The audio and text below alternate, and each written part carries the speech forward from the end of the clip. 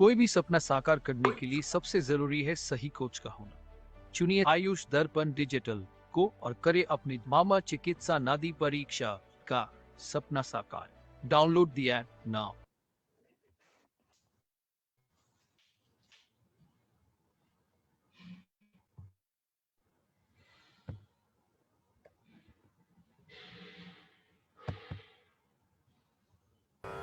नमामि धन्वन्तरिमादिदेवं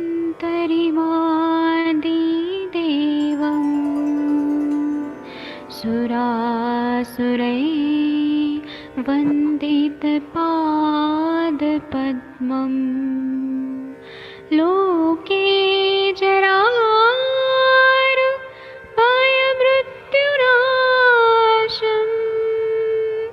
दातारमीशं विविधौषधीनां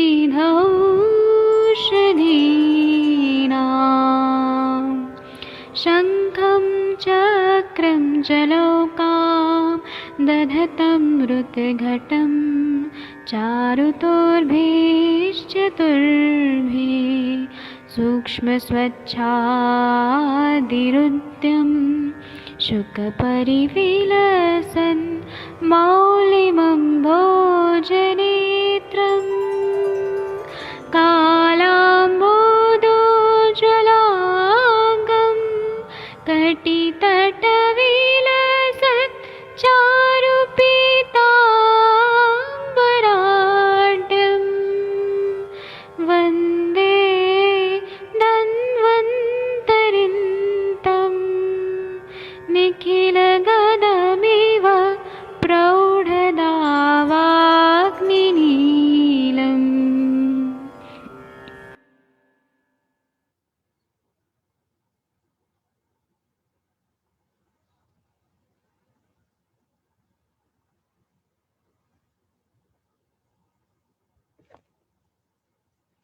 प्रणाम सभी लोगों को। मैं वैद्य अरविंद पाठक पुणे महाराष्ट्र से आप सभी लोगों का स्वागत करता हूं।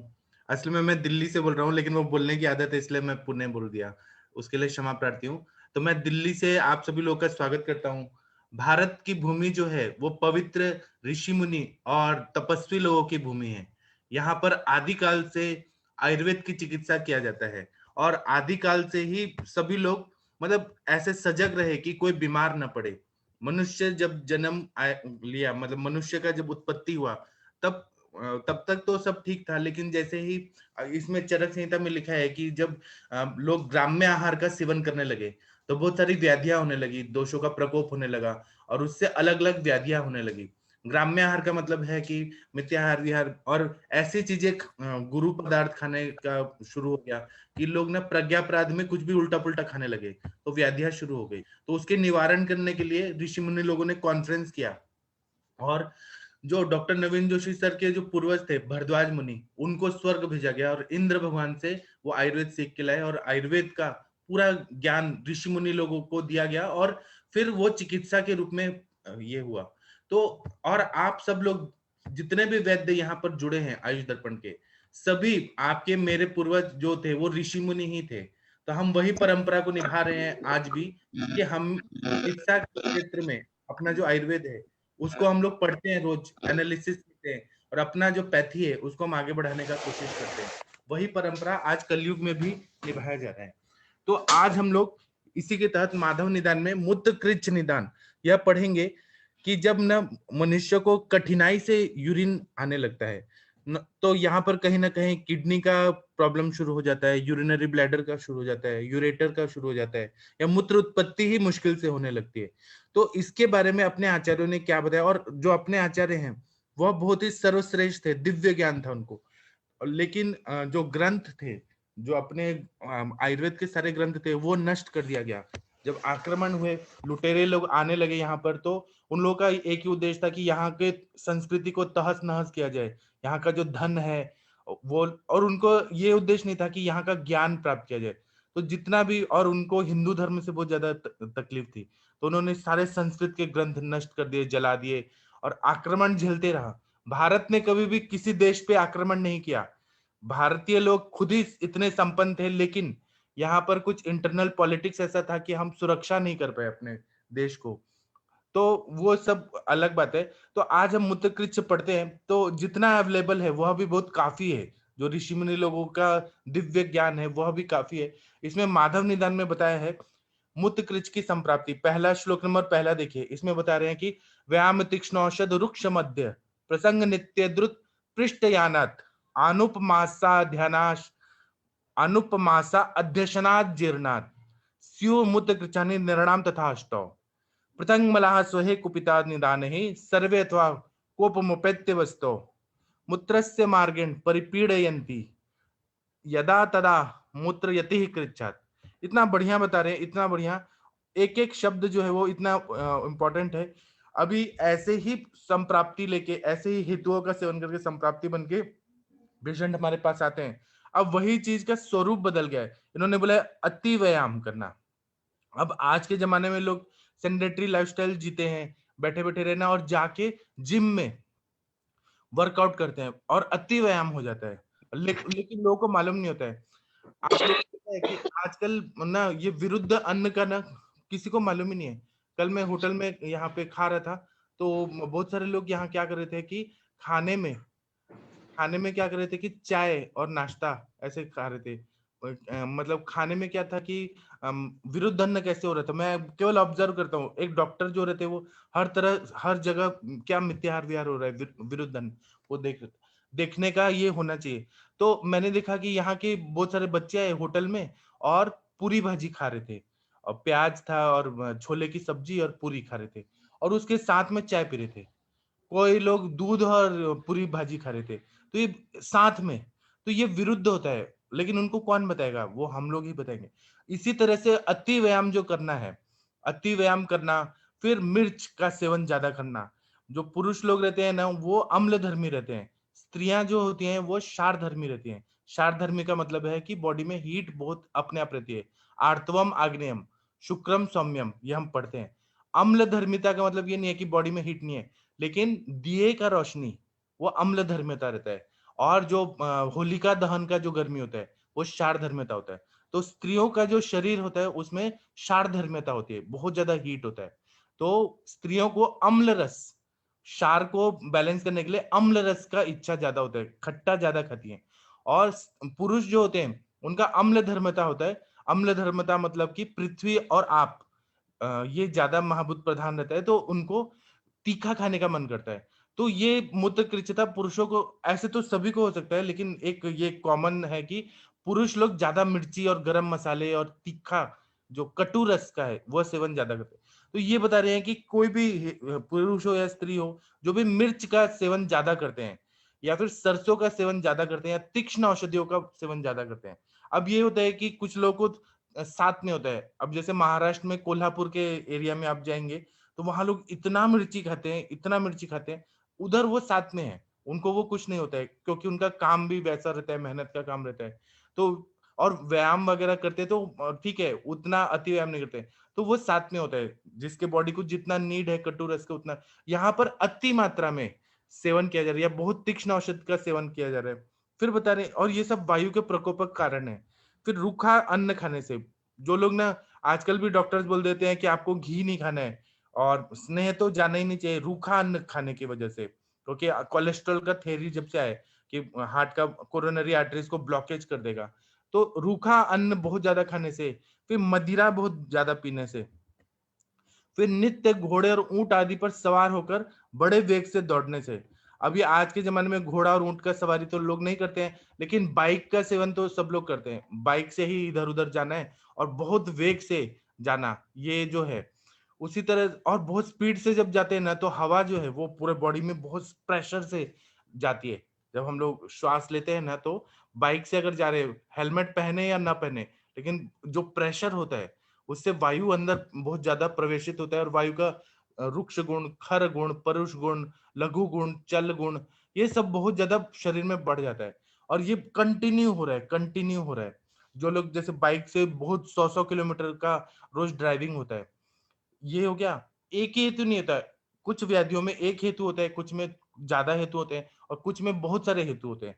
तो ये एक सामान्य हेतु बता रहे हैं कि ये सब का सेवन करने से।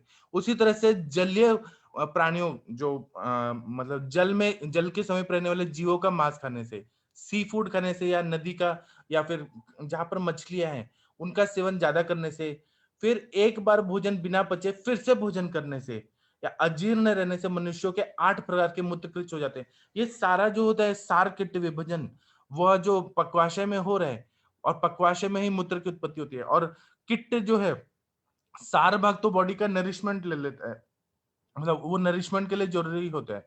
किट भाग जो होता है वो 3 प्रकार से मल बनता है, एक पुरुष के रूप में, मूत्र के रूप में और श्वेत के रूप में। तो मूत्र की उत्पत्ति भी आयुर्वेदाचार्यों ने सारा पक्वाशय में ही बताया। यहाँ पर सार किट विभाजन विकृत हो रहा है और इसके वजह से 8 प्रकार के मूत्रकृच रोग हो जाते हैं। फिर बता रहे हैं वातादि दोष अपने अपने कारणों से पृथक पृथक अथवा सब मिलकर मूत्राशय में जब प्रकुपित हो जाते हैं। अब यहाँ पे मूत्राशय का मतलब ये नहीं है कि केवल किडनी, ये मूत्राशय का है कि पूरा जो यूरिनरी सिस्टम आयुर्वेद के हिसाब से पक्वाशय, लार्ज इंटेस्टाइन जो रहते हैं, वहां से लेके किडनी में फिल्ट्रेशन होके यूरेटर और ब्लैडर, यूरिनरी ब्लैडर तक, और फिर यूरेथ्रा, ये पूरा मूत्राशय में जब प्रकुपित हो जाते हैं तब मूत्र के मार्ग जो यूरेथ्रा है वहां पे पीड़ा उत्पन्न कर देते हैं। तो उस मनुष्य का मूत्र बड़े कष्ट से उतरता है। इस रोग को मूत्रकृच बोलते हैं, मतलब बहुत तकलीफ से होता है। आप लोगों ने भी ऐसा खुद भी अनुभव किया होगा कि दिन भर आप लोग धूप में गए, पानी जिस दिन कम पिया उस दिन यूरिन जो होता है बहुत कम होने लगता है। किसी कारण से आप लोगों ने पानी कम पिया ना, तो फिर जब यूरिन होगा वो पीला पीला ड्रिपलिंग, ऐसे थोड़ा थोड़ा थोड़ा थोड़ा होगा, पीला पीला होगा, बहुत ज्यादा तकलीफ होती है। आप लोगों ने भी कभी ना कभी बस में ट्रैवल कर रहे हैं, पानी नहीं मिला, आजकल तो पानी सब जगह मिल रहा है, लेकिन पहले के जमाने में लोग ट्रेन में ट्रैवल करते थे और स्टेशन पे इतना भीड़ लगता था, बचपन में आप लोगों को याद होगा। तो उस टाइम पे ये ज्यादा प्रॉब्लम हो जाता था। या लोग जो जनरल बोगी में सफर करते हैं वहां पानी का प्रॉब्लम है। पहले के जमाने में जब हम बचपन में थे तो लोग क्या करते थे कि मिट्टी का जो मटका या सुराही लेके ट्रैवल करते थे। पानी खत्म हो गया तो ट्रेन ही नहीं रुक रही है और 2 मिनट के लिए रुक रही है, पानी का इतना तकलीफ होता था ट्रेन में, तो ये मूत्रकृच्छता बहुत ज्यादा बढ़ जाती थी। तो इस रोग को फिर मूत्रकृच कहते हैं। और इसमें ऐसे बोल रहे हैं कि ये 8 प्रकार का क्या मूत्रकृच होता है, तो वात से, पित्त से, कफ से, तीनों दोषों से, मूत्रवाहिनी नाड़ियों में घाव हो जाने से, मतलब व्रण हो गया किसी ना किसी वजह से, फिर मल का वेग रोकने से। मैंने कहा ना कि जैसे ट्रेन में लोग ट्रैवल करते थे और शौचालय भी कम होते थे और शौचालय में कभी पानी होता था कभी नहीं होता था। या फिर एसटी बस जो रहती थी, स्टेट ट्रांसपोर्ट की बसेस, आप लोगों ने ट्रैवल नहीं किया, मैंने किया है बचपन में। मतलब जब मैं बीएमएस कर रहा था ना तो ये बस का ट्रैवलिंग किया है रात रात भर ना, तो फिर उसमें वेगों का अवरोध हो ही जाता था क्योंकि बस थोड़ी ना कहीं रुकेगा। फिर अश्मरी रोग होने से, जिनको किडनी स्टोन हो गया है, या वीर्य में किसी प्रकार का विकार उत्पन्न होने से। वीर्य के शुक्र दोष 8 प्रकार के बताए, वात से, पित्त से, कफ से, कुणव ग्रंथि ग्रंथि, ऐसे बहुत अलग अलग टाइप है। तो ये किसी भी प्रकार का वीर्य में अगर विकार हो जाता है, इस प्रकार से 8 प्रकार के मूत्रकृच हो जाते हैं। आप लोगों ने भी ऐसे पेशेंट देखे होंगे मूत्रकृच के। अभी कंचन मैम कुछ बताएंगी, तब फिर मैं इसके बाद इसका टीका भी पढ़ूंगा।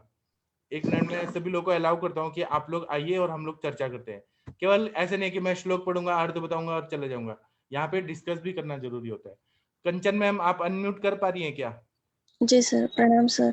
हाँ, आपके एग्जाम का अभी बस 4 दिन है, तो आप अच्छा कॉन्फिडेंटली पढ़िए और अच्छा मार्क्स आएगा आपको।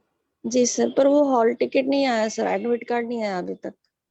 तो वो वेबसाइट पे जाइए ना, all India institute of Ayurveda के। सर तो मैंने ढूंढा और मैंने एक डॉक्टर को भी पूछा जो भारतीय विद्यापीठ से है, उनका मैंने लास्ट एग्जाम दिया था ना, तो उनका नंबर था मेरे पास, तो वो बोले अभी तक आया ही नहीं बोले। आ जाएगा, ऑनलाइन है ना, आ जाएगा। पता नहीं किस डॉक्टर को कॉल किया था आपने? सर, वो कोई शोढब करके मेरे इस पे नंबर आया था, उन्होंने मुझे। शोभित को पूछेगा, डॉक्टर शोभित दवे।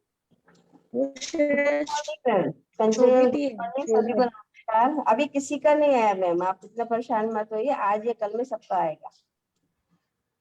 जी मैम। जी मैम, जी अभी आया नहीं, आज कल में आएगा। 3 दिन पहले के लिए बोल रहे हैं कि 3 दिन पहले भेजेंगे तो आ जाएगा। ठीक है मैम, आप तैयारी रखिए। All the best. सर ये आपने बहुत ही अच्छा बताया मुझे। हाँ तो ये मैंने बहुत सारे पेशेंट ऐसे देखे हैं और मेरे घर में भी एक पेशेंट मैंने देखा है।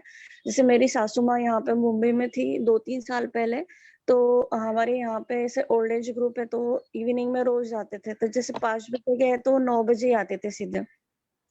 उनको वो 8 दिन उन्होंने वो प्रोग्राम्स वगैरह अटेंड किए और फिर मैं उनको पूछती भी थी, आपको यूरिन जाना हो तो वो नहीं जाते थे, बोलते थे मैं घर पे आके जाऊँगी।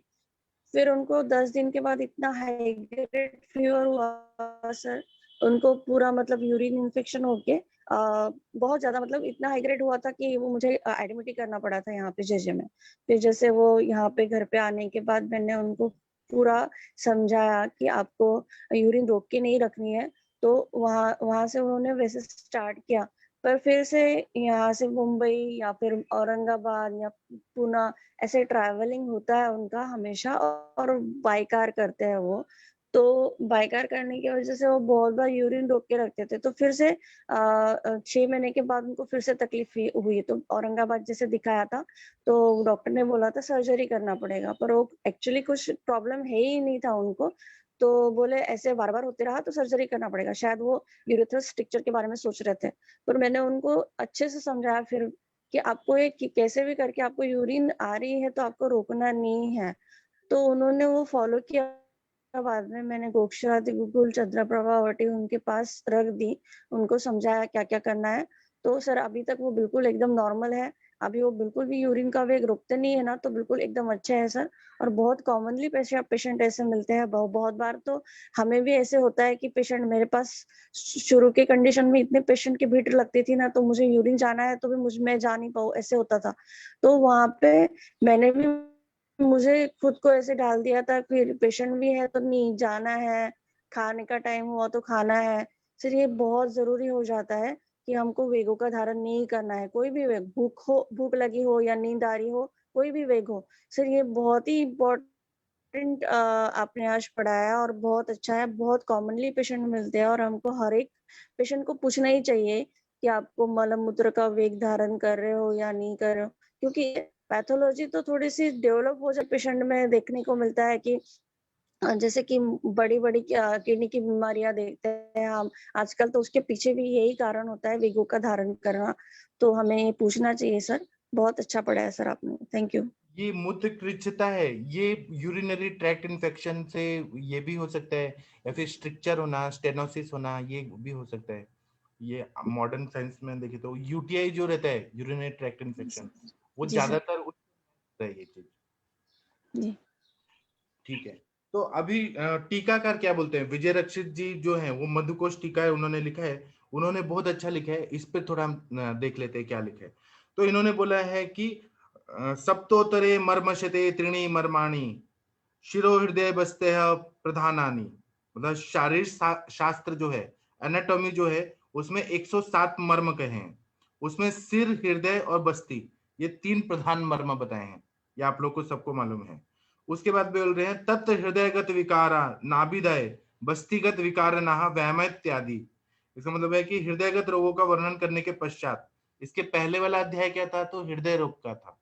तो इसके वर्णन करने के बाद अब बस्तिगत रोगों का निर्देश करते हैं। सबसे पहले बोलते हैं व्यायाम इत्यादि, व्यायाम अति इत्यादि ये बता रहे हैं। तो ये बोल रहे हैं कि मूत्र कृच्छाण इति मूत्रस्य कृच्छण महता दुखेन प्रवृत्ति ही, मतलब मूत्र कृच्छ का मतलब ये होता है कि मूत्र की प्रवृत्ति बड़े कष्ट से प्रवृत्ति हो रही है। अब यूरिनरी ट्रैक्ट इन्फेक्शन के सिम्टम से डायरेक्ट बता रहे हैं कि मूत्र का प्रवृत्ति कृच्छता से, कठिनाई से हो रहा है। मूत्र कृच्छानिति मूत्रस्य कृच्छण महता दुखेन प्रवृत्ति, दुखेन, दुख शब्द, प्रतिकूल वेदनीयम दुखम, अनुकूल वेदनीयम सुखम, ऐसे जो डेफिनेशन दिए, प्रतिकूल वेदनीयम जो मन को पसंद नहीं है, ऐसा जो वेदना होती है उसको दुख बोला जाता है। तो ऐसे दुख पूर्वक प्रवृत्ति हो रही है। अष्टाविति दोष हे पृथक त्रिणी सन्निपाते नैकम शल्यज पुरिषज शुक्रजाश्मरी जाने एकानी। इसका मतलब ये है कि ये 8 प्रकार के होते हैं, वात पित्त कफ सन्निपात शल्यज, शल्य मतलब कोई ना कोई फॉरेन बॉडी चला गया है, फिर पुरिषज और अश्मरी जन्य तथा शुक्रज, ये 8 प्रकार का मूत्रकृच्छ हो जाता है। शुक्र का भी अगर वेग धारण किया और शुक्र वेग धारण करने से अश्मरी बन गया। बहुत सारे जो ऋषि मुनि थे जब बोलते हैं अधारणीय वेग है, धारण नहीं करना है, मन में कभी ना कभी तो ये आएगा ही, कॉन्शियस माइंड या अनकॉन्शियस माइंड से वो शुक्र का वेग आता है और उसको धारण कर दिया तो शुक्र जो प्रवृत्त होने वाला है उसको अगर रोक दिया तो वो मूत्र मार्ग में जाके अश्मरी कर देता है। ऐसा हम लोग आगे पढ़ने वाले भी हैं। तो वो अश्मरी है ना, उसकी वजह से मूत्र मार्ग वो रुक जाता है, भले वो शुक्र का है लेकिन वो ड्राई फॉर्म में अश्मरी हो जाता है। फिर बोल रहे हैं, और ये बहुत ही इंपॉर्टेंट है, एक एक शब्द को हमें एनालिसिस करके अपने पेशेंट पे देखना भी है। बेसिक हम यहाँ पे पढ़ते हैं, जब पेशेंट देखते हैं तो सारी चीजें याद आ जाती हैं। फिर एक प्रश्न पूछा है, ननु शक्रार्जम मूत्रकृच्छम शुश्रुतेन पठितम तश्चात्र संग्रहापि पठितम अश्मरी शर्करा चैव तुल्य संभव लक्षणे इत्यादिना तत् कथमष्टौ नय्य प्राप्नुयन्ति उच्यते शर्करा अश्मरी भेद एव यदा दृढ़ बलः एषा अश्मरी मारुता मूर्ति स्याच्छ शर्करा मूत्र यथा शरन्तो इति चरक चिकित्सा स्थान अध्याय 26। अतो अश्मरी जनैव शर्करा ग्रहणमिति मंथमानो दृढ़ बलो अष्टवित्य पठत। इसका मतलब यह है कि इन्होंने खुद ही प्रश्न पूछा है और खुद ही आंसर दे रहे हैं। इनका स्टाइल है, जो अपने जो आचार्य थे खुद ही प्रश्न पूछते थे और खुद ही आंसर देते थे। ये बोल रहे हैं कि प्रश्न उठता है कि सुश्रुत ने शर्करा जन्य मूत्रकृच्छ माना है, जो शर्करा टाइप में रहता है, चीनी की तरह छोटे छोटे दाने युक्त जो मूत्रकृच्छ होता है, उसके मतलब वो दाने दाने ऐसे अश्मरी का ही छोटा भाई शर्करा जन्य मूत्रकृच्छ होता है, उनके वजह से मूत्रकृच्छता हो रही है। यहाँ पर इसका निर्देश किया जाता है। अश्मरी और शर्करा इन दोनों के निदान और लक्षण एक समान है, तो फिर ये 8 कैसे रह जाते हैं? इन्होंने तो अलग टाइप बता दिया है कि शर्करा जन्य होता है, अश्मरी जन्य होता है, ये फिर 8 कैसे है? इसको क्लियर करिए। ये तो 9 टाइप का हो जाता है, अश्मरी जन्य अलग हो जाएगा, शर्करा जन्य मूत्रकृच्छ अलग हो जाएगा। इसका उत्तर यह देते हैं कि शर्करा अश्मरी का एक भेद होता है। दृढ़ बल कैसे है? जैसे कि यही अश्मरी जब वायु से छिन्न भिन्न हो जाती है तब रेत के समान, जो सैंड होता है उसके कण के समान बारीक होकर मूत्र मार्ग से शरण करती है, उसे मूत्र शर्करा कहते हैं। चरक चिकित्सा स्थान अध्याय 26 में त्रिमर्म्य जो चिकित्सा है उसमें अच्छे से बताया है। इसलिए शर्करा जन्य मूत्रकृच्छ का भी अश्मरी जन्य में ही अंतर्भाव हो जाता है, उसको अलग अलग नहीं बोला है। जो शर्करा और अश्मरी, अश्मरी ही जब छोटे छोटे टुकड़े टुकड़े में हो जाती है रेत के समान तो उसको शर्करा बोला जाता है। इसलिए उन दोनों को एक ही चीज, एक ही कैटेगरी में डाला गया है। इसलिए इसमें अंतर्भाव करते हुए आचार्य दृढ़बल केवल 8 प्रकार का मूत्रकृच्छ ही मानते हैं। फिर अति व्यायाम करने से, तीक्ष्ण औषधियों के सेवन करने से। अब तीक्ष्ण औषधि का मतलब यह है कि उस जमाने में बहुत ही ज्यादा स्ट्रॉन्ग दवाइयां बनाई जाती थी उस जमाने में। आज के जमाने में एलोपैथी की दवाइयां हम लोग समझते हैं कि उनका साइड इफेक्ट हो गया है बहुत ज्यादा, जैसे एंटीबायोटिक बहुत हाई ग्रेड का जो 4th जनरेशन का एंटीबायोटिक दिया गया और वो बॉडी को नुकसान पहुंचा के मूत्रकृच्छता कर रहे हैं। उसी तरह से रुक्ष पदार्थ, यहाँ पे रुक्ष पदार्थ का बहुत ध्यान रखिए। यहाँ पे क्या होता है, मूत्रकृच्छता और ये कठिनाई से हो रहा है मूत्र प्रवृत्ति। तो आजकल क्या करते हैं कि ये जो फॉलिस कैथेटर लगा देते हैं, प्रोबिंग करके यूरिन निकालते हैं। अब रुक्ष गुण जो रहता है वो मूत्र मार्ग को सुखा रहा है। हम लोग स्नेहपान क्यों बोलते हैं? क्योंकि स्नेह जो होता है इसोफेगस से लेके पूरा रेक्टम तक या मूत्र मार्ग तक स्नेहन करता है।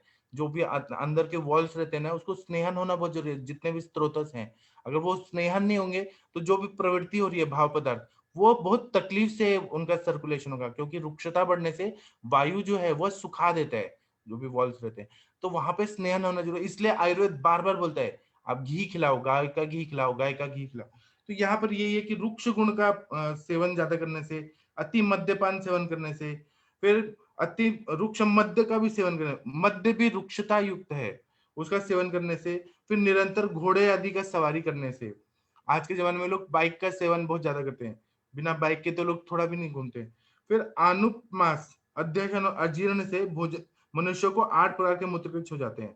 मूत्रकृच्छ की संप्राप्ति, अभी हेतु सेवन हो गया, अब संप्राप्ति क्या हो रहा है? अपने अपने प्रकोपक कारणों से कुपित हुए वातादि दोष पृथक पृथक अथवा सन्निपातावस्था में मिले हुए बस्ती प्रदेश में पहुंच जाते हैं। अब बस्ती प्रदेश जो है वो पक्वाशय से लेकर किडनी जो है, वृक्क, वहां से लेके फिर यूरेटर्स दोनों आते हैं वो, और यूरिनरी ब्लैडर। आज एनाटॉमी तो हम लोगों ने पढ़ा है तो हमें सब मालूम है। तो ये बस्ती प्रदेश में पहुंचकर प्रकोपित हो जाते हैं, तो मूत्र मार्ग को परिपीड़ित करते हैं, जिस कारण मनुष्य को मूत्र करते समय अत्यंत कष्ट होता है। अब यहाँ पे इनको यूरिनरी ट्रैक्ट इन्फेक्शन ये बताना है, मतलब यूरिनरी ट्रैक्ट इन्फेक्शन में भी यही सारा चीज आता है। और मूत्र भी कठिनता से थोड़ा थोड़ा उतरता है, इस रोग को मूत्रकृच कहते हैं।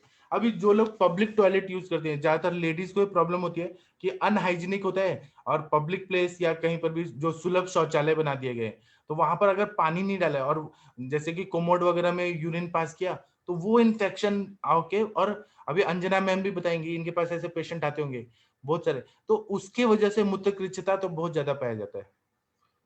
अभी आशा मैम आप कुछ बोलना चाहती है तो बोलिए मैम। डॉक्टर आशा मैम, आपने हैंड रेज किया है। जी प्रणाम सर, सभी को सुप्रभात।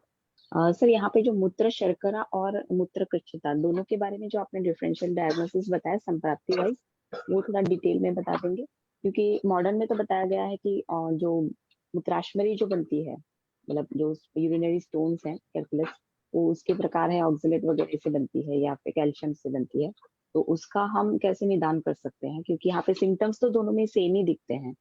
तो हाँ, ग्रैन्यूल्स शर्करा और अश्मरी जो है ना, ये तो हमें कॉमनली देखने को मिलता है, अश्मरी और शर्करा। शर्करा रहते हैं, छोटे छोटे पार्टिकल्स रहते हैं, कैल्शियम ऑक्सलेट रहता है ना वहां पे, पोटेशियम और कैल्शियम ऑक्सलेट। उस जी अभी किडनी स्टोन देखेंगे, वो बड़ा बड़ा जो है वो अश्मरी है। और आप लोग भी अच्छा जब दवाई देते हैं कोई भी अश्मरी भेदन, जब वो जी छोटे छोटे पार्टिकल्स में निकलता है, आप पेशेंट तो मुझे बहुत बार देखा है कि छोटे छोटे पार्टिकल्स में वो फुड़ के और निकल रहे हैं, जैसे हम पाषाण भेद, भद्राश्म चूर्ण, हजरली भद्राश्म हस्पष्ट, चूर्ण। ये सब जो है वो छोटे छोटे कण के रूप में निकलता है, तो वो शर्करा हो गया। अच्छा, स्मॉल। मतलब वो जो निकलना है उसका जो स्वरूप है उसके आधार पे बताया गया है मूत्र हाँ शर्करा, हाँ अदरवाइज तो उसको आप मूत्राशमरी में ही कंसिडर कर हाँ सकते हैं। हाँ ओके, हाँ, ठीक है यही सर। चीज उन्होंने कहा है कि उसको एक ही बनना चाहिए, एक ही ओके बताना जी, चाहिए। थैंक हाँ, यू सर। Thank you. और डॉक्टर अंजना मैम आपके पास आते हैं तो आप वो क्या कंप्लेंट लेके आते हैं, या कोई भी बताइए, जो पब्लिक टॉयलेट यूज करके लेडीज लोग आते हैं तो क्या सिम्टम रहता है। नमस्कार सर, सभी लोग को सुप्रभात। सर ये प्रॉब्लम तो बहुत ही कॉमन है, मुझे तो लगता है कि हमारे स्पेशली गायनिक डिवीजन में ऐसे पेशेंट बहुत ज्यादा आते हैं।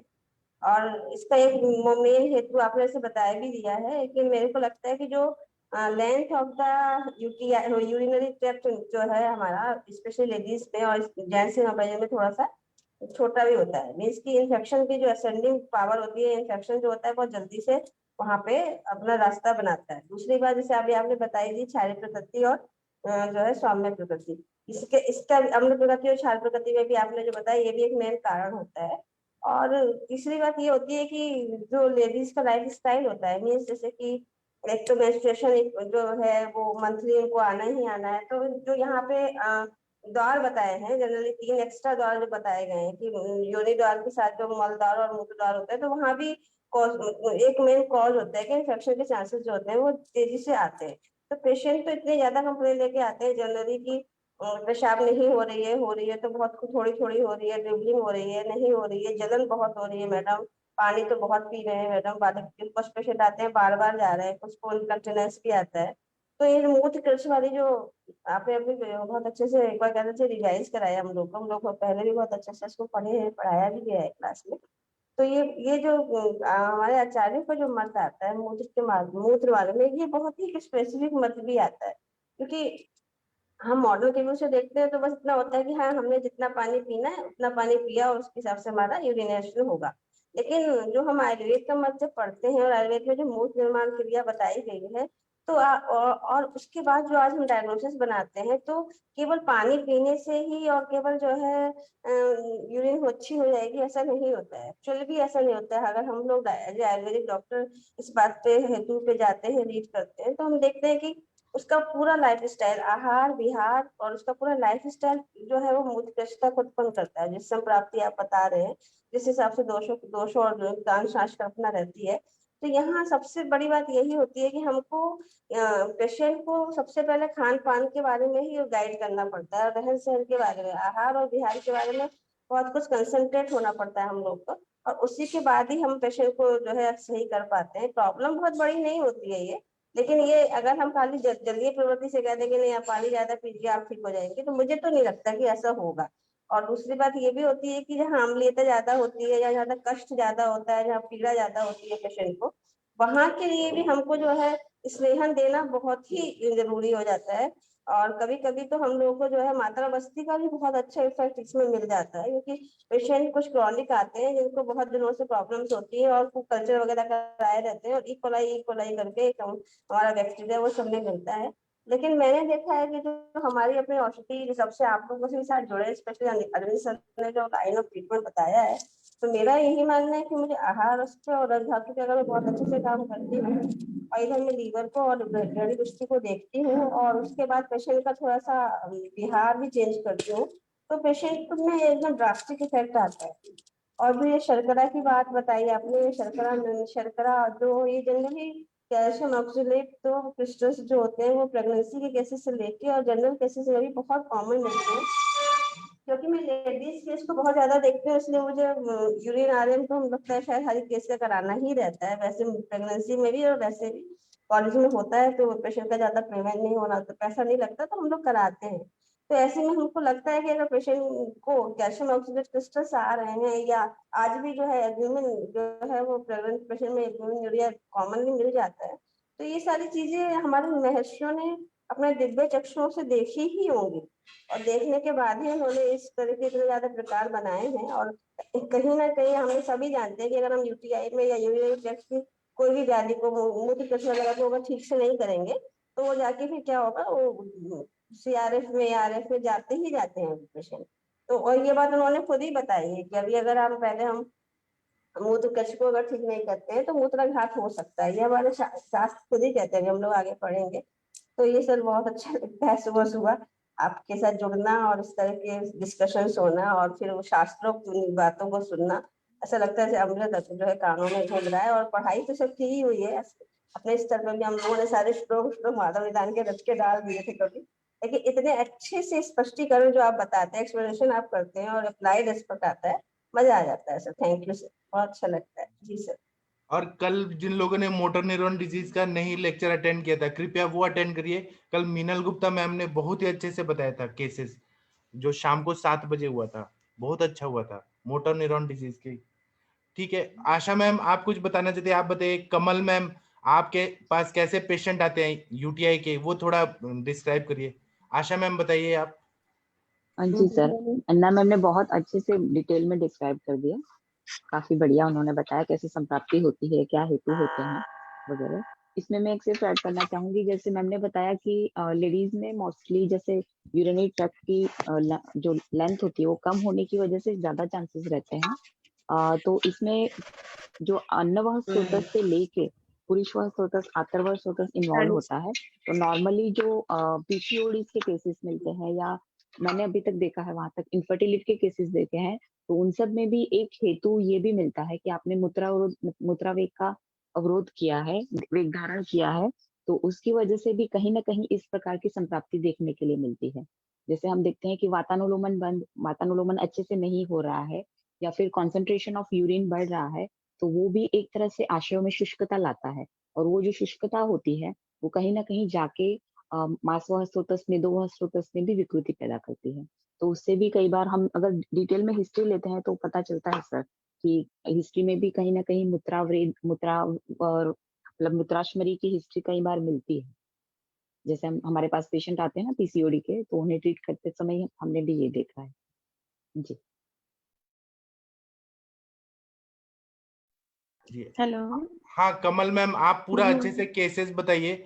सभी लोगों का आपका ज्ञान जो है, आपका नाम कमल है तो कमल का फूल जो रहता है वो कैसे ऐसे सब जगह विस्तारित हो जाता है, इस तरह से अपने सारे अनुभव यहाँ पे सब शेयर कर दीजिए। यूटीआई के सारे अनुभव बताइए। हाँ सर, यूटीआई के अभी अंजना मैम ने जो बोला वो सेम टू सेम केसेस वैसे रहते हैं।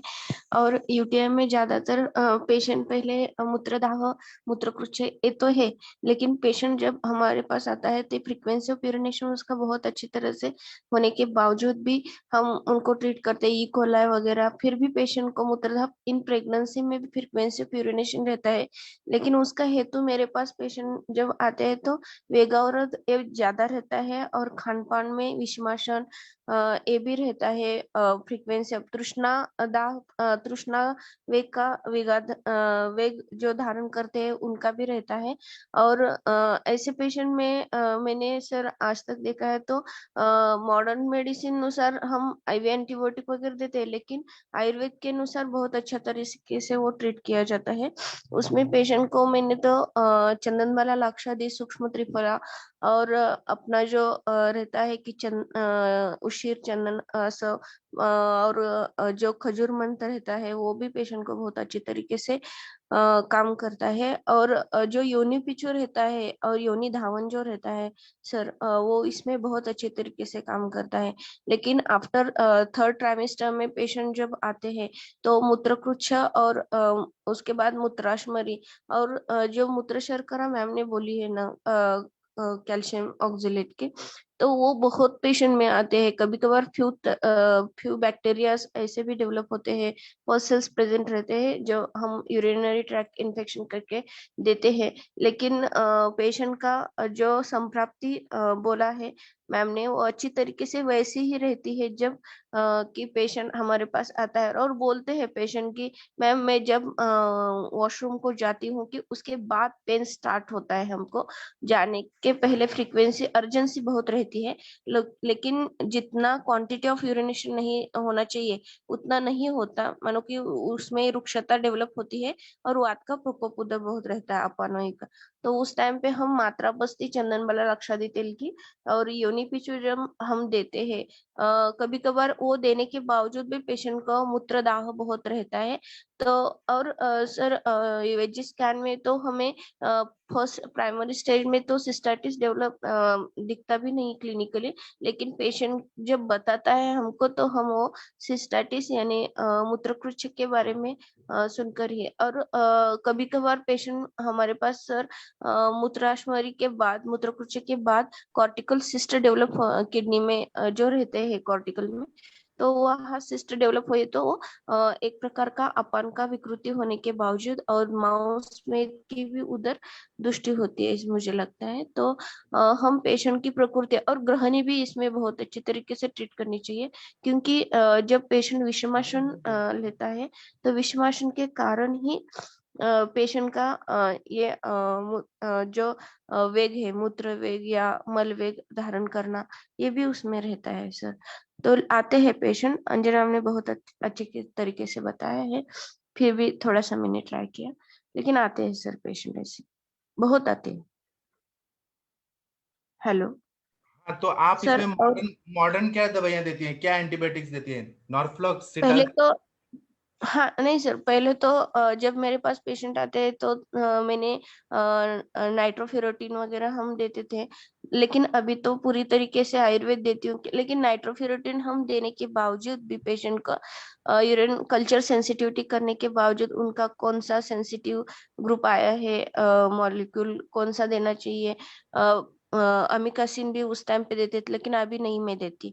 अभी जितनी अच्छी तरीके से हमारे आयुर्वेद में ट्रीट होता है वो क्योंकि सर कैसे रहता है, हम आईवी एंटीबायोटिक्स देते हैं, जितने दिन तक हम उनका डोज चलाते हैं पेशेंट को बहुत अच्छा लगता है कि मैम बहुत रिलीफ मिला है, लेकिन उसके बाद फिर पेशेंट को रिकरेंट इन्फेक्शन यूटीआई का रहता है। तो अभी हम जो सूक्ष्म त्रिफला यूज करते हैं, चंद्रास, उशेरास हम यूज करते हैं, लोकल लगाने के लिए हम कभी कभार जात्यादि घृत और शतधौत घृत भी देते हैं, चंदन वाला लाक्षादी का योनि पिचू और मात्रा बस्ती जो रहती है हम चंदन वाला लाक्षादी तेल की। तो ये जितना इफेक्टिव रहता है प्रेगनेंसी में, तो हम ये जो अमिकासिन नहीं देते क्यों, या आईवी एंटीबायोटिक्स जो रहते हैं उसमें लिमिटेशंस आते हैं। तो सर हमारे जो आयुर्वेदिक के एंटीबायोटिक्स हैं वो अच्छी तरीके से बहुत काम करते हैं। और उधर सर रिकरेंसी जो हम बोलते हैं वो रिकरेंसी नहीं रहती उसमें। और मेरे पास तो अभी पेशेंट आते हैं तो उनका तो वेग विधारण, विषमासन और जो फ्रीक्वेंसी जो रहती है, अर्जेंसी जो रहती है, उसमें पेशेंट खेती में काम करने वाले रहते हैं, वो भी ये वेग का धारण करते हैं, यही मेन हेतु है। तो मुझे ऐसे लगता है कि सर मॉडर्न मेडिसिन मॉलिक्यूल देने के बावजूद भी हमारा आयुर्वेद जो मानो कि रूट से काम करता है, वो अच्छी तरीके से बाकी कौन सा भी मेडिसिन नहीं काम करता सर। और पेशेंट को मेल पेशेंट में तो सर ये फ्रीक्वेंसी जो रहती है वो आगे जाके मूत्राघात तो रहता ही रहता है, फिर बीपीएच भी डेवलप करता है पेशेंट को सर। और हमारे पास पेशेंट आता है तो पेडल इडिमा करके क्योंकि पेन्स रहता है, कभी कभार गैसेस डिस्टेंशन रहता है, तो पहले मूत्रकृच्य की ट्रीटमेंट करने के पहले ग्रहणी और दीपन पाचन करना आवश्यक है, और वो करने के बाद भी पेशेंट को ये ट्रीट करना चाहिए, तो बहुत अच्छे तरीके से ट्रीट होता है पेशेंट। लेकिन आयुर्वेद में सर जो रिकरेंसी बोलते हैं वो नहीं होती पेशेंट को, और पेशेंट खुद बोलता है पहले बहुत होता था, अभी कुछ भी नहीं मैम, बहुत अच्छी तरीके से मुझे अच्छा लगता है। और खान पान में भी हम पेशेंट को बोले कि मसाला तीखा एक कुछ नहीं, थोड़े दिन के लिए हम लघु आहार पे रखे पेशेंट को, और पानी का इंटेक है वो कभी कभार सर इसमें कृमिग्न चिकित्सा भी देनी पड़ती है पेशेंट को, तो कृमिग्न चिकित्सा भी इसमें देनी चाहिए sir. Thank ji, you sir. बहुत अच्छा बताया आपने। आशा मैम, आपने हैंड रेज किया, आप कुछ और बोलना चाहती हैं? नहीं सर, जैसे सब कमल लोग मैम ने बताया, बहुत अच्छे से डिस्क्राइब किया। तो इसमें मॉडर्न के यूज करने से, जैसे मेरे पास एक पेशेंट आया था 28 इयर्स का, वो खेती का ही काम करते थे। तो उन्होंने 3 साल तक मतलब मूत्राशमरी, छोटी छोटी मूत्राशमरी थी उनको, वो ट्रीट करने के लिए ये मॉडर्न मेडिसिन लिए थे। तो 2 साल तक लेने के बाद भी मतलब टेम्पररी उनको रिलीफ मिल जाता था। लेकिन जब मेरे पास वो आए तो उन्होंने एक बार यूएसजी कराया, बोले कि मैडम अच्छे से हो ही नहीं रहा है। 2 साल, 3 महीने, 3 महीने, 4 महीने ऐसे ठीक रहता है, वापस वापस हो जाता है।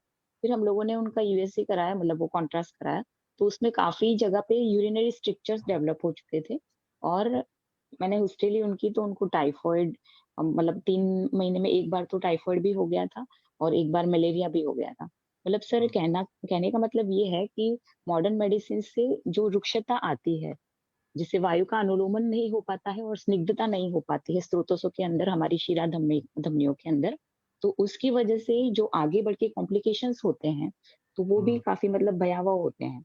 हम समझते हैं कि नहीं, चलो एक बार ये एंटीबायोटिक का कोर्स करा देंगे तो उससे हो जाएगा ठीक, वापस से होने वाला नहीं है, तो ऐसा कभी नहीं होता है।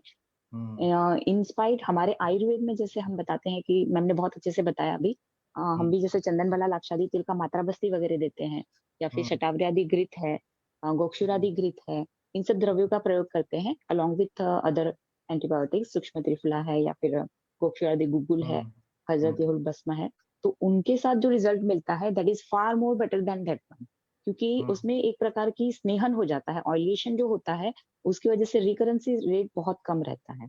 और पेशेंट का जो ग्रहणी दृष्टि का या फिर विषमासन तो होता ही होता है सर, क्योंकि आजकल की लाइफस्टाइल ही ऐसी है कि लोग रात रात भर जाग रहे हैं, कहीं ना कहीं बाहर कुछ ना कुछ उल्टा सुल्टा खा रहे हैं, जंक फूड खा रहे हैं, चाइनीज खा रहे हैं। तो उसके अंदर से जो क्षार का प्रमाण रहता है, वो काफी हद से कैल्शियम ऑक्सलेट के जो मूत्राशमरी का निर्माण करना, उसके लिए काफी जिम्मेदार होते हैं। तो इस प्रकार से सर थोड़ा वेग धारण और विषमासन और दिनचर्या में जो भी मतलब इम्बैलेंस है, वो ठीक करने से मतलब निदान परिवर्जन और स्नेहन, ये इसमें काफी इम्पोर्टेंट है। मॉडर्न मेडिसिन का इसमें कोई ज्यादा रोल नहीं है, क्योंकि वो रिकरेंस होता ही रहता है। जी। औपीड़क स्नेह का बहुत अच्छा काम करता है कैसे पेशेंट ऑफिडक्स में ने कैसे इसमें। देती हैं, सबको बताइए मैम। कमल मैम, आप। हाँ। स्टार्टिंग में एट मॉर्निंग रसायन काल में मैं कोशना जेल के साथ घृतपान देती हूँ, और वो पचने के बाद खाना खाना है, और खाने के बाद फिर 2 चम्मच स्नेह लेना है, और पेशेंट को अवगाह भी देती हूँ। तो इसमें इसमें सर पेशेंट का जो मूत्रकुच्छता रहती है, जो पेन्स रहते हैं अपान के कारण, वो कम होता है। और पेशेंट को सर मैंने जो दिया था उसमें कनकास जो अपना काम करता है स्त्रोतरोध का, दो ये मैम ने अभी बोला यूरेथ्री स्ट्रक्चर जो रहता है, वो इसमें कनकासो बहुत अच्छा काम देखिए करता है। कितना कनकासो बढ़िया आपने ये फिजियोलॉजिकली बताया कि एक तो मूत्रकृच्छता है तो वहां पे स्ट्रिक्चर हो गया, स्ट्रिक्चर को डायलेट हाँ कर, और स्नेह करता और है। पीड़क स्नेह, हाँ यहाँ पे स्नेहन होना, ये तो आयुर्वेद का एकदम बेसिक है। हाँ। हाँ तो यही सर पेशेंट का एक 5 दिन में सर 3 जब पेशेंट के जो मूत्र या हम यूरिनरी स्टोन बोलते हैं, वो पेशेंट ने मुझे खुद ला के दिए, मैम ये देखो निकला है, जो कि पेशेंट इतना मॉडर्न मेडिसिन के पास जाकर भी नहीं निकला था। तो मैंने पेशेंट को यही दिया था। और मॉडर्न मेडिसिन का जो लेना चाहिए थोड़ा सा बेस, तो उसमें मैंने जो दिया था पेशेंट को, तो मैंने पेशेंट को अपनी हाइड्रोथेरेपी दी थी और इनके साथ मैंने ये चलाया था युक्तिपूर्वक। तो 5 दिन में सर 3 रिनल कैलकुलाई पेशेंट ने खुद आकर मुझे दिए थे और उसकी साइज थी 9 mm से 12 mm तक सर। और एक तो अपर पोल ऑफ किडनी में था, वो भी निकल के आया था हमारा, तो जो स्त्रोतरोध है वो भी निकल गया। और पेशेंट जो घृतपान नहीं करता था, 3 दिन में पेशेंट ने 150 ml इतना घृतपान खुद किया था। तो ये पेशेंट को हम जब बताते हैं कि आपको क्या हुआ है और कैसे करना है, तो पेशेंट अच्छी तरीके से करता है और उसके रिजल्ट हमको सामने दिखते हैं और वो मिराकलस रिजल्ट रहते हैं सर। और हमको खुद पे बड़े बड़े उसमें भरोसा। यूरोलॉजिस्ट जो रहते हैं, बड़े बड़े जो मॉडर्न की यूरोलॉजिस्ट होते हैं, उनके साइंस में है नहीं रुक्ष गुण बढ़ा हुआ है या स्ट्रिक्चर वायु की वजह से हुआ है, उनके साइंस में नहीं है। मतलब ये वो कॉन्सेप्ट नहीं है। वो लोग क्या करेंगे, वहां से किडनी की तरफ से या नीचे से स्टेंट बैठा देंगे और ऐसे झल्ला टाइप ऐसे बैठा देंगे और वो रखेंगे 1 साल 6 महीने तक रखेंगे और उसके बाद में वो फिर रिप्लेस करके फिर से रिमूव करके फिर से करेंगे। मतलब उनके साइंस में है ही नहीं ये रुक्ष गुण बढ़ना, खर गुण बढ़ना, परुष गुण, ये है ही नहीं। और आयुर्वेद क्या बोलता है, हम लोग उसको स्नेह और पीड़क स्नेह के रूप में देखे, कनकासव देखे, मतलब ऐसे जो स्नेह का कॉन्सेप्ट है वो अपना यूनिक है कॉन्सेप्ट। हाँ सर।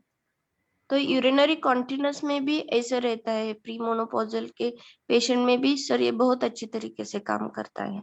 और पेशेंट को हम रिजल्ट देते हैं सामने, तो पेशेंट का भी फेथ रहता है आयुर्वेद पे। और पहले से ज्यादा जब हम पेशेंट को बताते हैं अच्छी तरीके से काउंसलिंग करके, तो पेशेंट हम पे फेथ रखता है क्योंकि उसके सामने वो रिजल्ट दिखता है।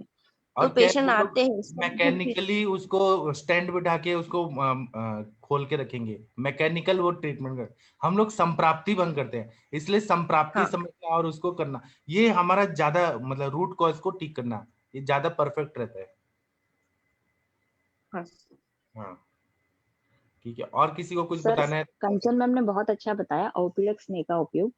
तो मैम इसमें कमल आपने मैम ने प्रकृति, बताया। हाँ सॉरी अच्छा कमल मैम, आपने प्रकृति के अनुसार बोलिए। स्नेहन चूज किया था या फिर ऐसे ही? मैम मैंने गोघृत ही दिया था पेशेंट को, क्योंकि जो ओके हमारे सिद्ध घृत रहते हैं ना, वो पेशेंट लेने के लिए तैयार नहीं रहता। तो मैंने गोघृत ही बोला था, क्योंकि कौन सी प्रकृति के बावजूद भी हाँ पेशेंट वो का गोग्रुप कॉमन रुक्षता लेते हैं। इतना बड़ा रहता है। हाँ, तो गोघृत ही मैंने पेशेंट को दिया था, इतना अच्छे पान लेना चाहिए पोषण जल के साथ। तो पेशेंट लेता है प्रकृति वाइज नहीं, लेकिन देखूंगी मैं वो भी ट्राई करके कि पेशेंट का कैसे देखे कितना इम्पोर्टेंस रहता है। हाँ मैम, क्योंकि नित्य स्नेहन होना भी जरूरी है इस प्रकार के केसेस में। हाँ जैसे मैंने बताया, मेरे पास जो पेशेंट आया था हाँ उसमें स्ट्रिक्चर तक डेवलप हो गया था, क्योंकि वो लोग बाहर का ही ज्यादा खाते थे, तो स्नेहन होना तो मतलब पॉसिबल ही नहीं है। तो उस प्रकार के केसेस में ऐसा भी कर सकते हैं। जी थैंक यू और मैम, बहुत बढ़िया बताया आपने। कल जिन्होंने संभाषा नहीं देखी थी, वो आप संभाषा देखिए, उसमें शशि रेखा मैम की सिस्टर 60% ठीक हो गए हैं। और वो कल मतलब इतना अच्छा लगा वो संभाषा। कल का संभाषा सबसे ऐसे अलग ही था कि अलग अलग केसेस हमने डिस्कस किया। शशि मैम ने केस टेकिंग किया। आप लोगों को शशि मैम से सीखना चाहिए कि इतना बढ़िया केस टेकिंग करती है। मतलब कल का संभाषा एक बार देखेंगे ना, मन प्रसन्न हो जाता है कि आयुर्वेद में इतना अच्छे से ओपन प्लेटफॉर्म पे केसेस को सॉल्व करना, केसेस को समझना, एनालिसिस करना, फिर रिजल्ट देखना, ये कितना बढ़िया काम हो रहा है जी। और एक डॉक्टर प्रभात पंडा जी ने लिखा है कि मैडम हाइड्रोथेरेपी के बारे में काइंडली बताइए। किसने बताया था हाइड्रोथेरेपी के बारे में? सर कृपया मैंने कमल बताया मैम ने था। बताया मैम। हाँ बताइए मैम, हाँ, अच्छे से बताइए। सर जब हमारे पास पेशेंट आते हैं हाइड्रोथेरेपी के, तो फर्स्ट ऑफ ऑल हम देखना चाहिए कि हाइड्रोथेरेपी में हाइड्रोनेफ्रोसिस है क्या नहीं। हाइड्रोनेफ्रोसिस जब टाइम रहता है तो उस टाइम पे हम पेशेंट को जो रहता है तो हम उसमें सर पेशेंट को जो डायरेटिक्स रहते हैं वो नहीं देना चाहिए। हाइड्रोनेफ्रोसिस होने के बावजूद किडनी पर प्रेशराइज होता है। जब कम हो तो हम उसमें जो स्टार्टिंग में हम एनएस पर लगाते हैं या डीएनएस लगाते हैं, तो वो स्टार्टिंग में 20 मिनट्स में जो 500 ml की जो बोतल रहती है पूरी निकलनी चाहिए। और लास्ट में जब पेशेंट का प्रेशर फ्रीक्वेंसी ऑफ यूरिनेशन जब रहता है तो लास्ट में 20 ml इतना जब आरएल रहता है लास्ट के पॉइंट में, तो उसमें हमें लैसिक्स लगाती हूँ और पेशेंट उसके 10 मिनट्स बाद जाता है। लेकिन उस टाइम पे मैं पेशेंट को कनकासो 40 ml देती हूँ और फिर 3 घंटे के बाद फिर 40 ml कनकासो देती हूँ। और कनकासो के साथ उशिरासो सब देना चाहिए।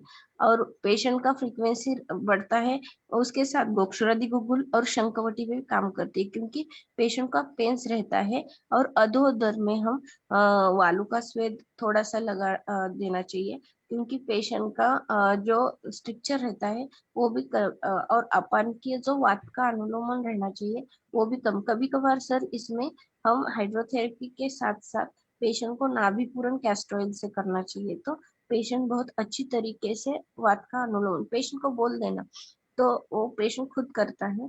तो ऐसे हाइड्रोथेरेपी हम करते हैं। और सर पेशेंट को हाइड्रोथेरेपी में नौशिया जो रहता है या अपान ऊर्ध्वगति प्राप्त करता है, तो उस टाइम पे मैं ओंडेंसेट्रॉन भी देती हूँ, क्योंकि पेशेंट का स्टैट रिलीफ मिलना ज्यादा जरूरी है इसलिए। लेकिन हमारा उस टाइम उसके बाद हम जब अपना आयुर्वेद देती हूँ तो सुबह में सुवर्ण सूचेकर सबलिंगुअली देना चाहिए, तो वो भी काम करता है सर। जी, बहुत हाँ। अच्छा किया आपने। युक्ति पूर्वक हम मॉडर्न मेडिसिन और अपना आयुर्वेद यूज करें तो पेशेंट का रिजल्ट इंस्टेंट आता है। हमको पेशेंट को रिलीफ देना चाहिए, क्योंकि हमारे पास जो पेशेंट आते हैं तो उनका बैठने का भी मन नहीं करता, इतने पेनफुल रहते हैं और साइकोलॉजिकल तो डिस्टर्ब रहते ही रहते हैं। तो उनका थोड़ा सा मनोहो स्रोत हमको उनका जो बोलते हैं कि थोड़ा धीर रखने के लिए बोलना, उनका काउंसलिंग बहुत अच्छी तरीके से करना पड़ता है, क्योंकि पेन्स बहुत भयावह रहते हैं पेशेंट के जब हमारे पास आते हैं सर। जी। और एक 17 इयर्स की जो दादी थी वो भी मेरे पास आई थी 12 mm के एरिनल कैलकुलेट करके, तो उनको हाइड्रोनेफ्रोसिस नहीं था सर। तो मैंने पेशेंट को एक अपना पाषाण भेद मुस्ता पुनर्नवा गोक्षुर और ये जो सज्जिक्षार यवक्षार रहता है सर, उसका एक कॉम्बिनेशन करके आता है ओसिन फार्मा का यूरेज सी करके सर। तो वो पेशेंट को मैंने और अपना कनकासव और उशिरासव इतना ही दिया था शमन चिकित्सा में सर। और पेशेंट को मैंने बोला था कि औपीड़क स्नेह इतना ही दिया था। तो पेशेंट को मैंने हाइड्रोथेरेपी लगाने की बात ही नहीं निकली। और 1 वीक बाद मैंने जब उनका यूवेजी स्कैन रिपीट करवाया तो 12 mm का जो स्टोन था अपर पोल ऑफ किडनी में था, तो वो लोअर यूरेटरी जंक्शन हमारा जो रहता है यूवीसी, तो उसमें आया था। और 1 दिन के बाद वो खुद जो स्टोन रिनल कैलकुलेट है वो लेकर आई थी। 75 इयर्स की वो दादी थी। तो वो बोलती है कि मेरे को पेन इतना था मैम, लेकिन अभी कुछ भी नहीं है और मुझे कुछ भी नहीं और मैंने उनको बोला था मात्रा बस्ती, सिर्फ मात्रा बस्ती से ये और मैं शमन चिकित्सा इससे सर वो हुआ। उसमें हाइड्रोथेरेपी भी मुझे नहीं लगानी पड़ी। लेकिन पेशेंट को मैं खुद बताती हूँ कि स्नेह लेना चाहिए और स्नेह से बहुत अच्छे तरीके से काम करता है सर। और मेरेकल रिजल्ट्स रहते हैं स्नेह हम जब देते हैं पेशेंट। जी, बहुत हाँ बढ़िया सर। मैम, आपने बहुत अच्छी युक्ति पूर्वक मॉडर्न और आयुर्वेदिक दोनों का यूज बताया। Thank you so much for your sharing knowledge. Okay okay ma'am. अगर मैं आयुष भी दर्पण ग्रुप की में डाल कोई देना। मेरी माता को ये प्रॉब्लम है, ऐसे ही जड़ी 76 साल की है वो, तो ये आप सारे हेलो। ग्रुप में लिख के डाल देना। हेलो। हाँ सर दोपहर को थैंक यू, डाल दीजिए। Thank you, thank you. जी। अगर हाँ। आयुष दर्पण प्लेटफॉर्म नहीं रहता तो हमें कमल मैम, अंजना मैम के इतने अच्छे अच्छे अनुभव सीखने को मिलते क्या? हमें तो नहीं, दिल्ली जाना पड़ता है, सांगली में या बनारस जाना पड़ता है। अंजना मैम से तो सीख रही हूँ सब कुछ। हमारी गुरु है वो। मतलब कितना अच्छा ये अनुभव जो रहता है ना, जो एक्सपीरियंसेस किताब पढ़ने से नहीं होता है, वो पेशेंट देख के उसका निचोड़ रहता है। इतने इतने हजारों लाखों पेशेंट देख के जो आप बता रहे हैं, ये इम्पोर्टेंट होता है। कितनी डेप्थ से ये फील करके पेशेंट का दर्द बता रहे हैं, जो सब आंखों के सामने सीन चल रहे हैं। जी हाँ। ठीक है, अभी हम थोड़ा ब्रेक ले लेते हैं, फिर ब्रेक के बाद मिलते हैं, फिर अष्टांग हृदयम का पढ़ेंगे, संस्कृत टीका। और आज सरदार जी आपसे भी हम पढ़वाएंगे टीका, ठीक है? सर एक रिक्वेस्ट थी। सर बोलिए। एफबी पे अपलोड हो रहा है क्या अष्टांग हृदय? क्योंकि मैंने पंचकर्मा के नवीन जोशी सर के क्लासेस ज्वाइन किए हैं, तो मैं नहीं कर हाँ, पा रही हूँ अष्टांग हृदय। हो रहा है, सब होता है हो रहा यूट्यूब है? में। हाँ, ओके, क्योंकि नोटिफिकेशन मुझे नहीं आ रहा है, इसलिए मैंने पूछा। होता ओके है। Sir sir. कल की संभाषा का लिंक भेज दीजिए ना, मैंने नहीं किया मेरे कल को का नहीं आता है, अभी संभाषा। सर से बोलिए, मुझे वो टेक्निकल चीजें नहीं आती। ठीक है सर। ठीक है, ओके। थैंक यू सभी लोगों को, okay, thank you. Thank you सभी को। मिलते हैं फिर थोड़ी देर में। Thank you.